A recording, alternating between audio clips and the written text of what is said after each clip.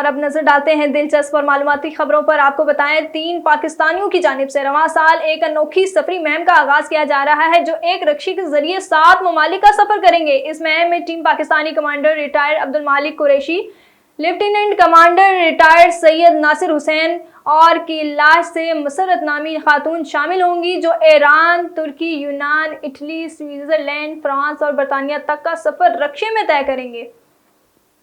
दुनिया भर में सबसे लंबे कद का एजाज पाने वाला कुत्ता 4 साल की उम्र में चल बसा कीवन नामी ग्रेट टीन को दुनिया के सबसे लंबे कुत्ते का ताज पहनाया गया। रिपोर्ट के मुताबिक कीवन, जो कि एक 4 साल ग्रेट टीन नस्ल से ताल्लुक रखने वाला कुत्ता है।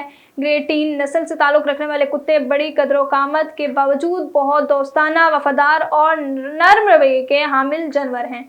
दूसरी आलमी जंग के दौरान तालीम छोड़ने वाली खातून ने 83 वर्ष बाद 105 साल की उम्र में अपने मास्टर की डिग्री मुकम्मल कर ली।